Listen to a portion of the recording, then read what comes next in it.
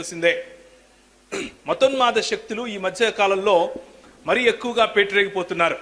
ఇది మొదటి విషయం. రెండవదిగా క్రైస్తవ సంఘంలో ఉన్నటువంటి సమస్యలు, క్రైస్తవ సంఘంలో ఉన్నటువంటి మతపరమైనటువంటి కాన్ఫ్లిక్ట్స్, లేకపోతే మనకున్నటువంటి విశ్వాసములు ఒకటే విశ్వాసం అయినప్పటికీ వేరు వేరు డినామినేషన్స్ రూపంలో మనం విడిపోతున్నాం కనుక మనకున్నటువంటి సిద్ధాంతాల ఆధారంగా మనము సంఘాన్ని ఎక్కడ చీలిపోతుందో అన్నటువంటి ఆలోచన, ఆ ఆలోచనను సంఘంలో ఉన్నటువంటి యువకులందరూ కలిసి ఒక చోటికి వచ్చి మనం ఒక మంచి ప్లాట్ఫామ్, ఒక పెద్ద ప్లాట్ఫామ్ ద్వారా ప్రభువును మహింపరచాలి. దేవుని సంఘం యొక్క ప్రాతినిధ్యము, సరైన ప్రాతినిధ్యాన్ని మనం వహించాలి. అలా లోపల ఉన్నటువంటి సంఘ సభ్యులను, సంఘాన్ని కాపాడుకుంటూ బయట నుంచి వస్తున్నటువంటి విరోధాన్ని మనము, లేకపోతే బయట నుంచి వస్తున్నటువంటి ఆపోజిషన్, సంఘానికి వ్యతిరేకంగా వస్తున్నటువంటి ప్రతి ఆలోచనను చెరపట్టాలి అన్నది మన ఆలోచన. ఆ ఆలోచన నేపథ్యంలోనే మనము అందరం కలుసుకున్నాం. ఈరోజు ఏ ఒక వ్యక్తి మాట్లాడటము మీరు వినరు. అంటే ఒక వ్యక్తి నిలబడి ఇక్కడ ఆయనే అంతా చెబుతాడు, మనం అందరం వింటాం అన్నది మన మోడల్ కాదు. ఆ మోడల్లో మనం పనిచేయం. We refuse to accept one person as our leader. ఒకే ఒక వ్యక్తి మనకు నాయకుడు, ఆ వ్యక్తి చెప్పింది వేదం అన్నది బైబిల్ సిద్ధాంతానికి వ్యతిరేకమైనది అని మనం నమ్ముతాం. బైబిల్ సిద్ధాంతం ఎప్పుడు కూడా ప్రభువు తన ప్రజలను పిలుచుకుని ఒక గ్రూపుగా, ఒక గుంపుగా, ఒక టీమ్గా ఫామ్ చేసిన తర్వాత ఆ టీం వారి వారి ఆలోచనలను, వారి ప్రభు వారికి ఇచ్చినటువంటి నడిపింపు ఆధారంగా వారికి ఇచ్చినటువంటి బాధ్యతలను నిర్వర్తించడం మనము నూతన నిబంధన గ్రంథంలో చూస్తాం. అదే పనిని మనం ఈరోజు కూడా మీరు దాన్ని విట్నెస్ చేయబోతున్నారు. వచ్చిన వాళ్ళలో కూడా మరి భిన్నమైనటువంటి డినామినేషన్స్ ఉన్నాయి కనుక మొట్టమొదటి విషయం మనం అర్థం చేసుకోవాల్సింది ఏమిటి అని అంటే, మనము ఇక్కడ డినామినేషన్స్ మధ్య ఉన్నటువంటి విభేదాలను చర్చించుకోవటం కోసం రాలేదు.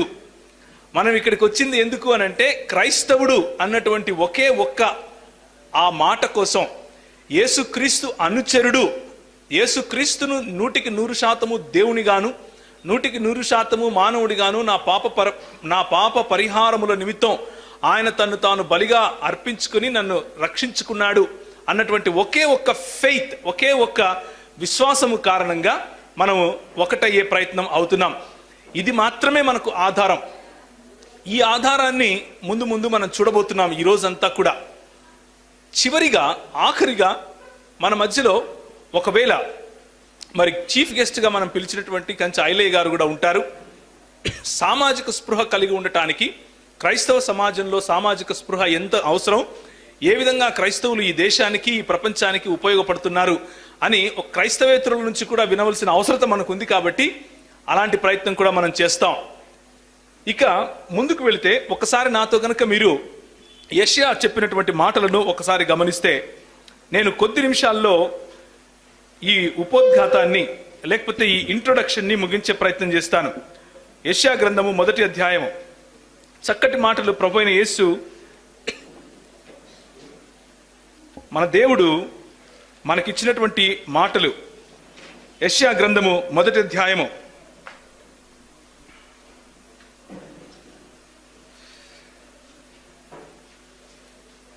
6వ వచనం నుంచి నేను చదువుతున్నాను.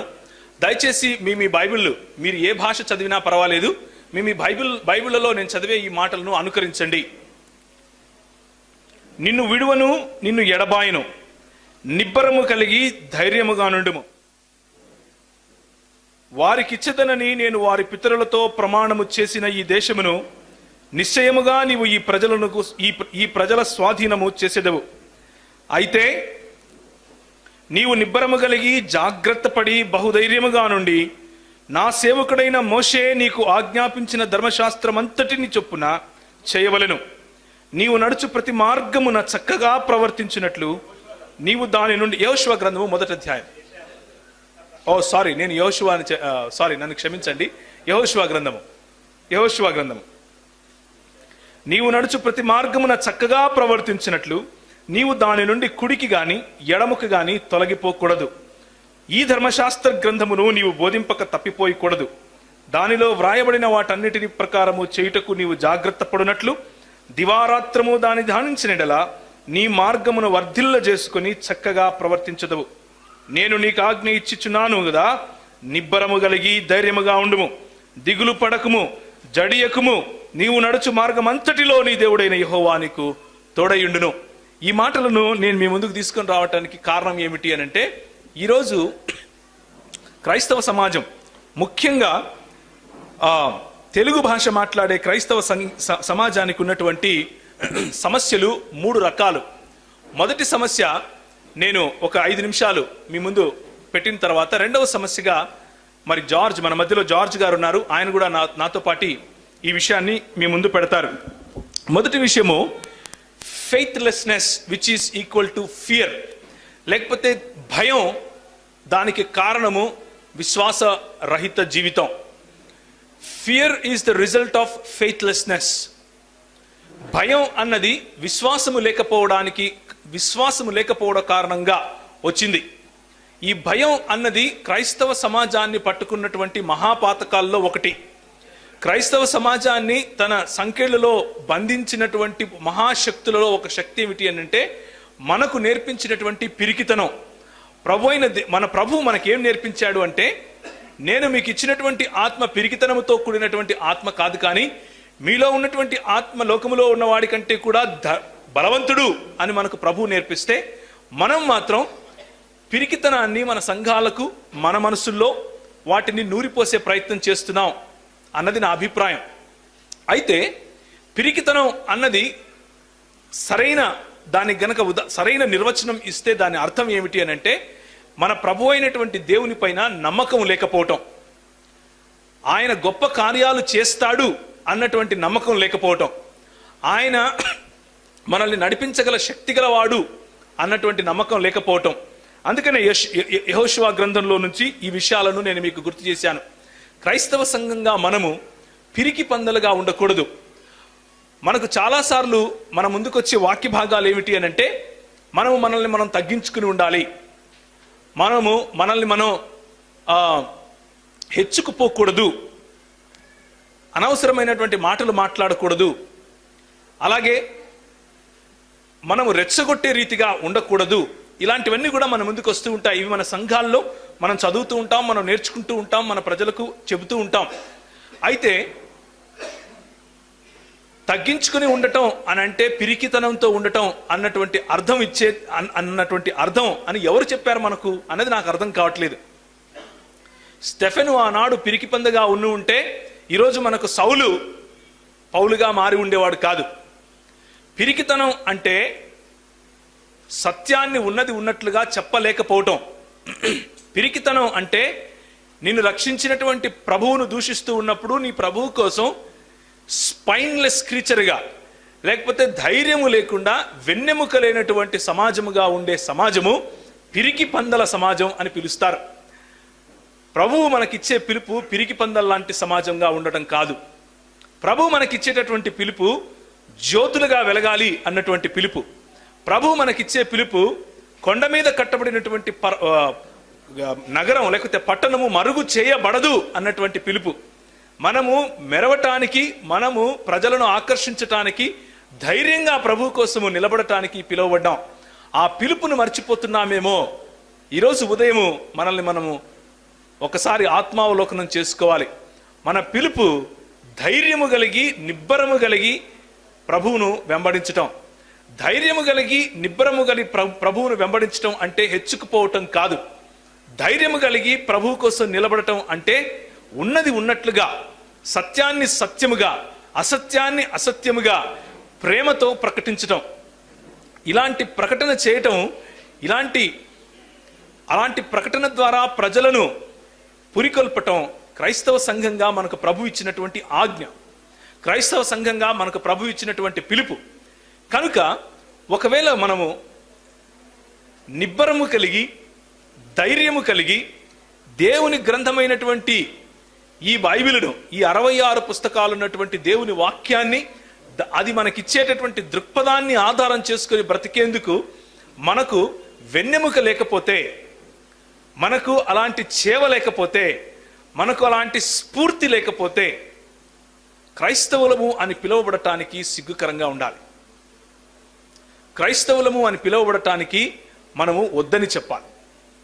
మనము నిజంగా క్రైస్తవులు అని పిలువబడాలి అని అంటే మన ప్రభువు, ఆయన మనకిచ్చినటువంటి సత్యము, ఆయన స్వయంగా స్థిరపరిచినటువంటి సంఘము కొరకు మనము పోరాడగలగాలి. పోరాడటం చాలా దూరం. కనీసం ఈ సంఘము నాది అన్నటువంటి బాధ్యతను మనం గుర్తు చేసుకోవాలి. ఈ సంఘమును కాపాడటానికి, ఈ సంఘమును సంరక్షించుకోవటానికి ప్రభువు నన్ను నిలబెట్టాడు అన్నటువంటి విషయాన్ని మనం గుర్తు చేసుకోవాలి. ఈరోజు ఉదయము అలాంటి ఆలోచనలు మనం కలిగి ఉండాలి.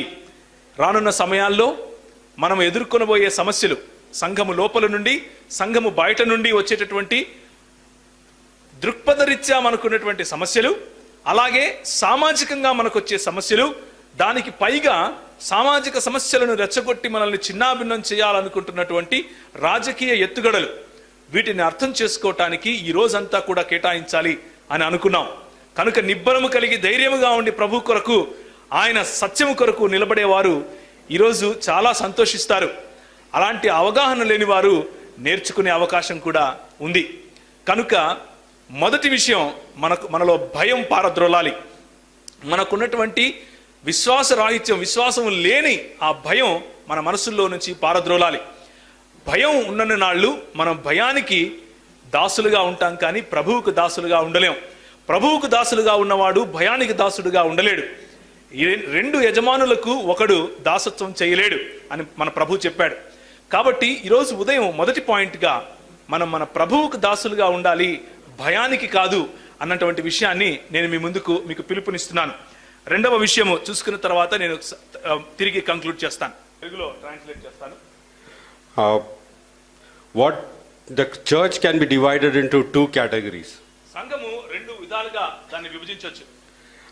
One is the intellectual category. మొదటిది ఆలోచన చేసేటటువంటి వర్గం. And the other one, రెండవది ఆలోచనలకు దూరంగా ఉండేటటువంటి వర్గం.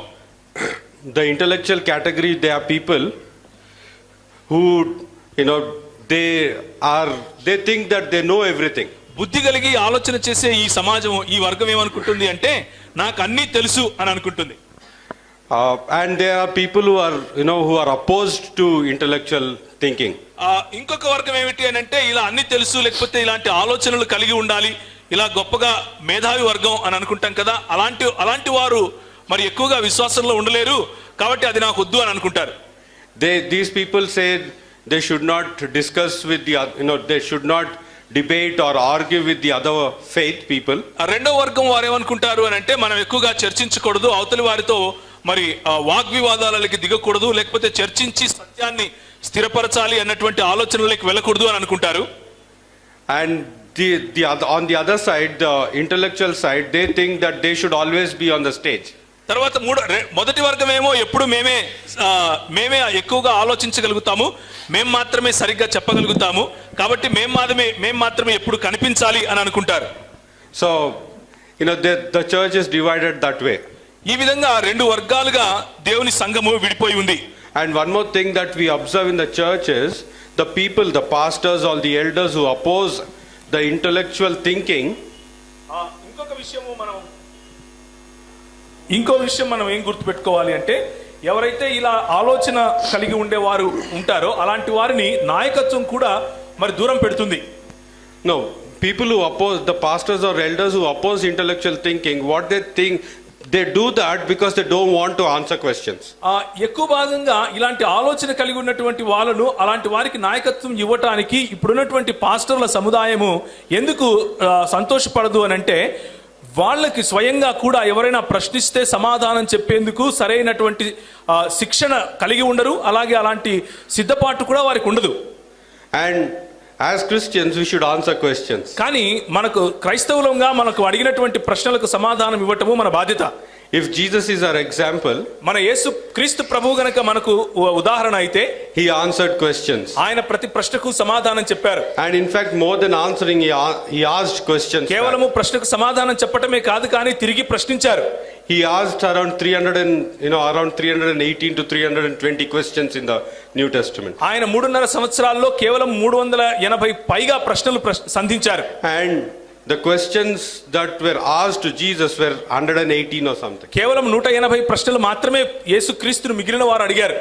And he answered directly only maybe around 6 to 10 times.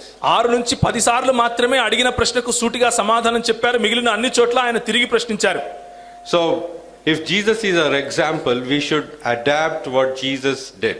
కనుక యేసుక్రీస్తు కనుక మనకు నిజమైన ఉదాహరణ నమూనా అయితే ఆయన చేసినటువంటిదే మనం కూడా మరి అనువదించుకుని అలాగే చేయగలగాలి. And in the church we should start with our children in our home first. మనం ముందు మన ఇంట్లో మన పిల్లలతో మొదలు పెట్టాలి. When our kids ask questions, we should be able to answer. మన పిల్లలు ప్రశ్నించినప్పుడు వారికి సమాధానం మనం చెప్పగలగాలి. Not take him to the pastor. వారిని తీసుకుని పాస్టర్ దగ్గరికి వెళ్ళి అయ్యా వీరేదో అడుగుతున్నాడు చెప్పు అని చెప్పడం కాదు. Or not take him to somebody who is able to answer. ఎవరైతే సమాధానం చెప్పగలుగుతారో వాళ్ళని వెతుక్కోవటం కాదు. But we should be able to answer as parents. కానీ మనము తల్లిదండ్రులుగా మనకున్నటువంటి విచక్షణతో ఆ ప్రశ్నకు సమాధానం చెప్పగలగాలి.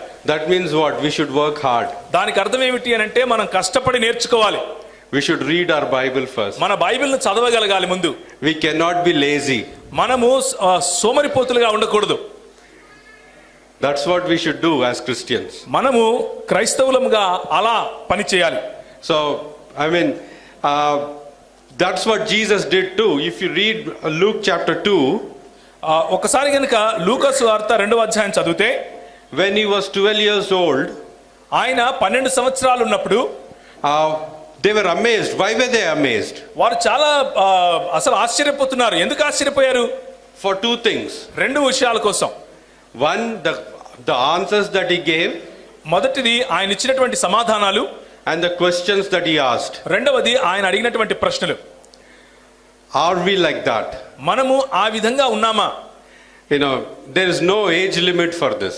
దానికి ఏ వయస్సు అన్నటువంటి పరిమితి లేదండి. If you haven't been like that, మీరు గనక అలా లేకపోతే ఇంతకు ముందు, we should be like that. ఇప్పుడు నుంచి ఉండే ప్రయత్నం చేయాలి. Even in the Old Testament, God says, "Come, let us reason together." పాత నిబంధన గ్రంథంలో మన ప్రభువు కూడా ఇదే చెప్పాడు, రండి మనం వివాదము తీర్చుకుందాము. So our God is a thinking God. మన ప్రభువు ఆలోచన కలిగినటువంటి, బుద్ధి కలిగినటువంటి ప్రభువు. In Romans, and when we do that, మనం అలా చేసినప్పుడు, you know, we should also remember మనం ఏం గుర్తుంచుకోవాలి అనంటే, that, you know, we should not think too much about ourselves. మనల్ని మనం హెచ్చుగా ఎప్పుడు ఆలోచించుకోకూడదు. You know, if you read Romans 12:3, రోమీయులకు రాసిన పత్రిక 12వ అధ్యాయం 3వ వచనం చూస్తే, it says, "Think rightly about yourself." నీ గురించి నీవు సముచితముగా ఆలోచించుకో అని ఉంటుంది. Not too much. ఉన్నదానికంటే ఎక్కువగా ఆలోచించుకోకు. The danger of being intellectual, ఇలా బుద్ధిజీవిగా ఉండాలి అని ఎవరైతే అనుకుంటారో వారికి ఉన్నటువంటి ఒక సమస్య ఏమిటంటే, that they would, you know, think that they are much more better than others. వాళ్ళు ఏమనుకుంటారు అంటే మిగిలిన వారికంటే చాలా గొప్ప నేను అని అనుకుంటారు. Because they know. ఎందుకు అంటే వారికి తెలుసు కాబట్టి, జ్ఞానం ఉంది కాబట్టి. What does the scripture say? కానీ దేవుని వాక్యం ఏం చెప్తోంది? You should think rightly about yourself. మనల్ని గురించి మనము చాలా ఉన్నది ఉన్నట్లుగానే ఆలోచించుకోవాలి. What do I mean is, even if you are, you know, a great intellectual, నేనేం చెప్తున్నాను అంటే నిజంగానే నీకు ఎక్కువగా జ్ఞానము ఉన్నప్పటికీ, even if someone is a Nobel laureate, మరి మీకంటే మీరు నిజంగానే ఎవరైనా ఒక వ్యక్తి చాలా బాగా ఆలోచించి సమాధానం చెప్పి మాట్లాడగలవాడు అయినప్పటికీ, you would know only a dot. మీకు తెలిసింది కేవలము ఒక చుక్క మాత్రమే.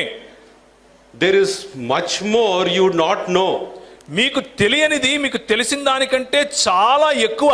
The Nobel laureate are specialists in one subject. Nobel పురస్కారము పొందినటువంటి వాళ్ళు కూడా ఏదో ఒక్క విషయంలో మాత్రమే వాళ్ళు నిష్ణాతులు. What about rest of the things? మిగిలిన విషయాలేవి? So when you pursue the intellectual pursuit, కాబట్టి బుద్ధిజీవిగా బుద్ధిని గనక లేకపోతే జ్ఞానమును గనక నువ్వు ఒకవేళ వెతికితే, you should always remember that there is much more to learn and know. ఎప్పటికీ గుర్తుంచుకోవాల్సినటువంటి విషయం, ముఖ్యంగా క్రైస్తవులముగా మనం గుర్తుంచుకోవాల్సిన విషయం ఏమిటంటే, మనకు తెలియని విషయాలు చాలా ఉన్నాయి, అవి మనం ఇంకా తెలుసుకుంటూనే ఉంటున్నాం. Even on the last day of your life, you should remember that. మన జీవితానికి రేపు చనిపోతాము, ఈ రోజు చనిపోతాము అంటే కూడా ఇది మనం గుర్తుంచుకోవాలి. then your intellectual pursuit would not get into your head. అప్పుడు మీకున్నటువంటి ఆ జ్ఞానమును వెతికేటటువంటి ఆ ఆలోచన మీ తలకాయ పైకెక్కి గర్వంగా మారదు. You would be like Jesus, even though he is the actual one who knew everything. నిజంగా అన్ని తెలిసినటువంటి సృష్టికర్త అయినటువంటి యేసు ప్రభువు కూడా He said, let little children come to me. ఆయన అన్నాడు, చిన్న పిల్లలను నా దగ్గరికి రానివ్వండి. It is not just, I'm not speaking literally there. ఇక్కడ నేను ఉన్న అదేదో అక్షరార్థకంగా మాట్లాడటం లేదు నేను ఇక్కడ. But if you take it figuratively, దాని గనక ఒక ఉపమాన రూపంగా తీసుకుంటే, and what does Jesus say? The kingdom of heaven belongs to such as these. ప్రభు ఏమంటున్నాడు? దేవుని రాజ్యము ఇలాంటి వారిది. What do you mean? You should become, wear diapers and become kids? అంటే దాని అర్థం ఏంటి? ఇప్పుడు మనం డైపర్లు వేసుకుని పిల్లలుగా మారిపోదామనా? No. కాదు. But what is he saying is, just as they are dependent on the parents, you should be dependent, on God. ఆయన ఏమంటున్నాడు అంటే, వారు ఏ విధంగా అయితే తల్లిదండ్రులపైన ఆధారపడి వారి జీవితాన్ని జీవిస్తారో నిష్కల్మషంగా, అలా దేవుని పైన మనం ఆధారపడగలగాలి. Do they ask questions? వారు ప్రశ్నిస్తారా పిల్లలు?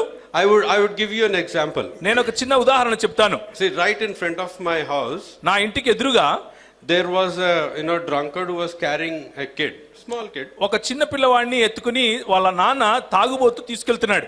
A grandfather actually. అంటే వాళ్ళ తాతేమో. So, he was carrying and he was swaying from one end to the other. తాగుబోతు పిల్లోడిని ఎత్తుకున్నాడు, కానీ ఒకవైపు నుంచి ఒకవైపుకు తూగుతున్నాడు. I was very scared that he would fall. నాకు చాలా భయంగా ఉంది పడిపోతాడేమో అని. And hurt the kid. కానీ ఆ పిల్లవాడికి దెబ్బ తగులుతుందేమో అని. And he fell. అలాగే నేను అనుకున్నట్లుగానే పడ్డాడు కూడా. And but nothing happened to the kid. పిల్లవాడికి ఏం కాలేదనుకోండి. The kid was sitting beside him. పక్కనే కూర్చుని ఉన్నాడు పిల్లవాడు. And I went. నేను వెళ్ళాను. I scolded him. ఆయన తిట్టాను, కొంచెం మందలించాను. And I asked the kid, where is your house? నా పిల్లవాడిని అడిగాను, ఎక్కడయ్యా మీ ఇల్లు అని. I said, I'll drop you. I'll take you there. నేను అక్కడికి తీసుకెళ్తాను, నేను డ్రాప్ చేస్తాను అన్నాను. Your grandfather will come, after you. మీ తాత తర్వాత వస్తాడులే నీ తర్వాత అన్నాను. The kid didn't trust me. ఆ పిల్లవాడు నన్ను నమ్మలేదు.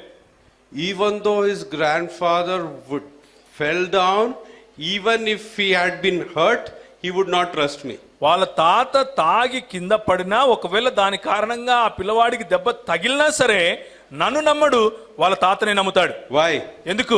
Because he has that familiarity with his grandfather. ఎందుకంటే వాళ్ళ తాత పైన ఆయనకున్నటువంటి మక్కువ, అది చిన్నప్పటి నుంచి ఆయనను చూస్తూ ఉన్నాడు కాబట్టి. That's what Jesus says, you should become like that. అలాంటి నమ్మకం కలిగి ఉండేవాళ్ళు అవ్వాలి అని యేసు ప్రభు చెప్తున్నాడు. That's what Job had. అలాంటి నమ్మకమే యోబు కలిగి ఉండేవాడు.